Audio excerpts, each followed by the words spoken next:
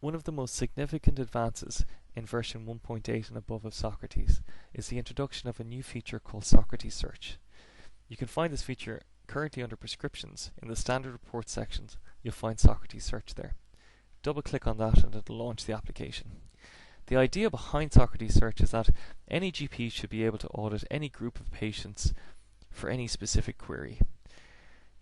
It's going to take a while to get there, but Socrates have managed to get a lot of the way there already with this application as it currently stands.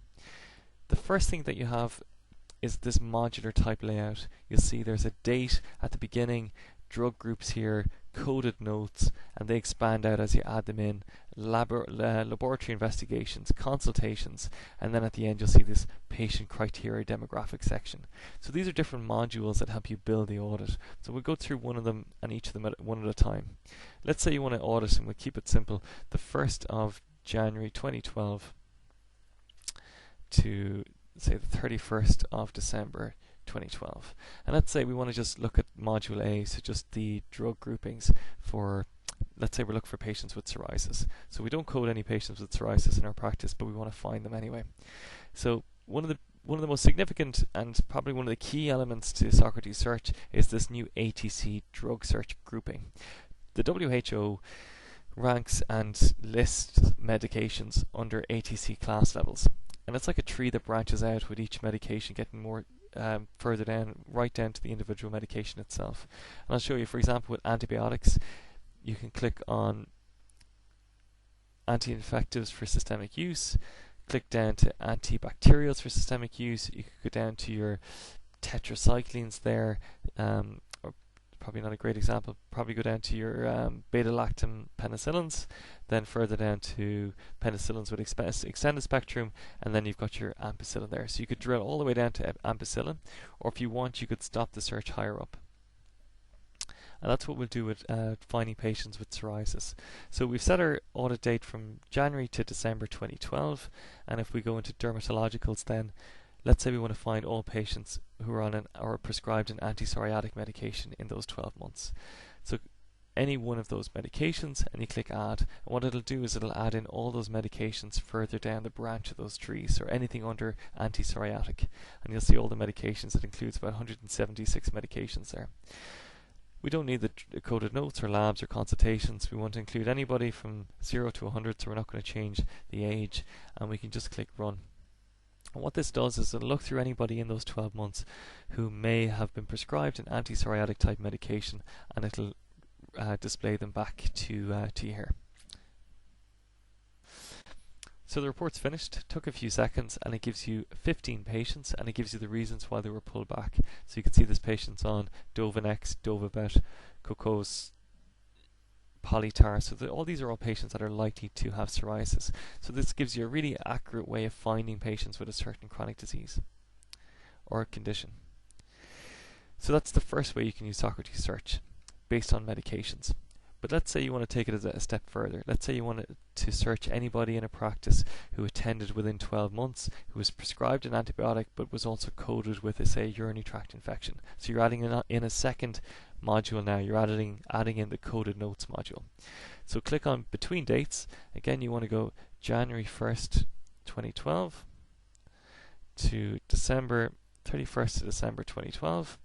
This time we're going to add in antibacterial medication. So again, browsing through the ATC codes, anti-infectives for systemic use, and we'll leave it just with antibacterials, and we'll leave it at that. And we'll populate in all antibacterials for systemic use. So you can see 824 medications populated straight away. So we don't want to just pull back anybody who was prescribed an antibiotic in the last 12 months. We want to just restrict it to people who had been coded with a UTI. So whether your practice uses ICPC2 or ICD-10 for these consultation codes, it doesn't matter. But click on Add ICPC2, type in UTI, it'll suggest U71, double click on that. So it'll pull back anybody who was coded with having a UTI in those 12 months.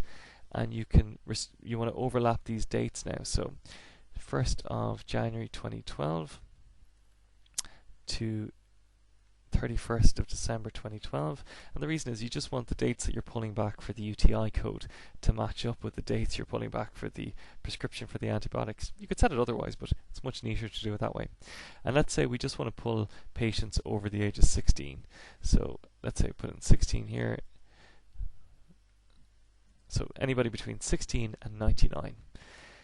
So just to summarize there, using two different modules here, we're pulling back anybody seen from January to December 2012 who was prescribed an antibiotic, and we want to also pull back anybody who was coded with having a UTI between the age of 16 and 99.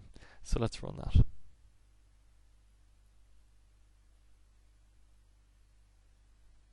Okay, so the report is finished. It brings back 105 patients. You can see some patients here were coded with UTI and no prescription was given. Others were prescribed or coded UTI and they were given trimethoprim, others amoxicillin or Cipro, some Augmentin. So you can flick through these very quickly, and it'll give you a list of anybody who has attended in the last 12 months with a UTI and what antibiotics they were prescribed. So that can be used for your clinical audit. So that's the second module. And now the last module that I want to introduce in is investigations. So another quick run through. Let's say we want to go from January 2012 to the end of 2012, and this time let's say we're looking at patients with benign prostatic hypertrophy, so we want to find them by using BPH medications. You can go down to medications for the urinary system,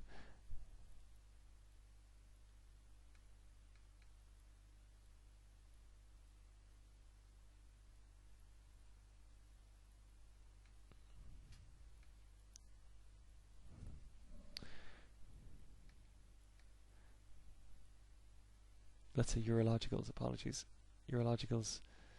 drugs used in benign prostatic hypertrophy. That's a great thing about the system. You can browse through it up and down. This will add in all medications used for BPH. You can see the 78 medications put in there. So regardless of trade name or generic name, it'll put them in. If you wanted to, if you saw someone popped in here and you wanted to take them out, you could just unclick them and they wouldn't be left into the search. So that's going to pull back anybody from January to December 2012 who was prescribed medication for BPH. And let's say this time we want to, instead of doing consultation codes, we want to pull in lab investigations. So let's say we want to pull back PSA levels. So you want to tell the system you're looking for PSA. It'll suggest, is this the one you want, and it'll tick it, so you leave it ticked. And you want the dates to match up as well. So you could of course run these for 2 years earlier if you wanted, but we'll just leave the dates match up for now. So from January to December 2012, and you'll see you could set limiters here for the results as well. You could say below a certain level of PSA level or above a certain level, and again you could check age or gender. Just for neatness sake, we'll put it down to male, and just click run. So report's finished, and you can see that 40 patients were pulled back. So 40 patients were prescribed a medication for BPH in the 12 months, and you can see some of them have had a PSA level done and some haven't. So you can see one at particularly high level here. You can browse down further and you can see other levels that were lower than that. So you can easily flick through any of these patients who were prescribed a medication for BPH, and you can see what PSA levels they have. Same thing can be done for any lab result. Cholesterol level for patients with blood pressure. You could look for EGFR levels in patients with diabetes. Anything like that you can search. So that's a very quick overview on Socrates Search. I hope I've explained the way these modules kind of fit into each other. The best way to use it is just to play around with it and try and build different audits. I hope you find it useful. I hope it saves you lots of time, and I hope it helps you complete your professional competence requirements. Thank you.